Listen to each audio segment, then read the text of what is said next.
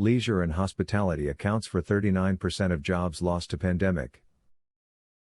Job losses in leisure and hospitality triple the number of the next hardest hit industries. 61,000 jobs lost by the leisure and hospitality sector last month. 16% current unemployment rate in leisure and hospitality is almost 3 times the overall U.S. unemployment rate.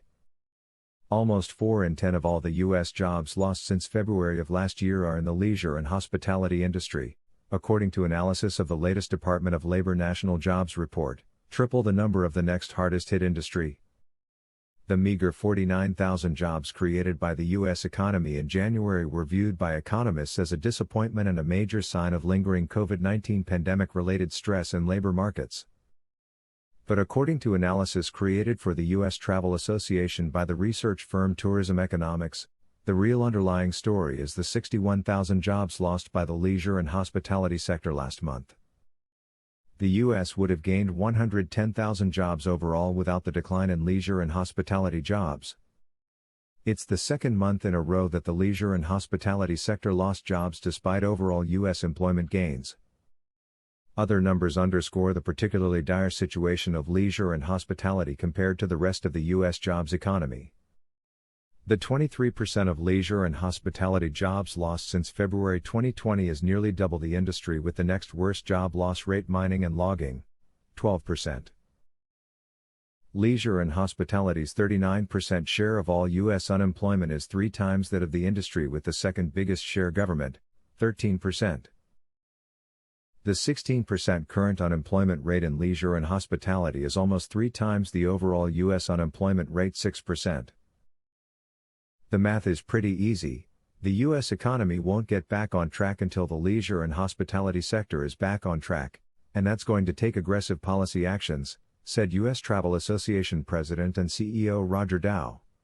Safely restarting travel needs to become a national priority, which means not only relief measures but pressing ahead on vaccinations and continuing to emphasize best health practices. This is an all-hands-on-deck problem, with the government, industry, and also the public having important roles to play.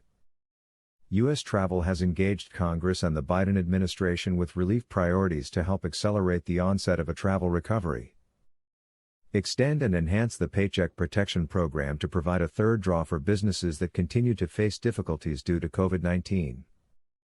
Provide grants for hard-hit sectors within the travel industry. Provide $2.25 billion in AIDA grants to promote safe and healthy travel practices. Provide $17 billion in additional relief for commercial airports and airport concessionaires. Additional recovery strategies will be needed to shorten the industry's recovery period and restore American jobs more quickly. Provide tax incentives to support the restoration of travel jobs. Help travel businesses cover the cost of COVID-19 prevention efforts.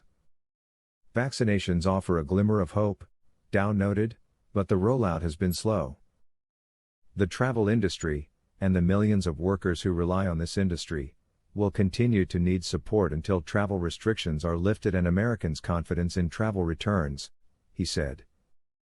There are still unknowns about when travel will restart in earnest, Dow said.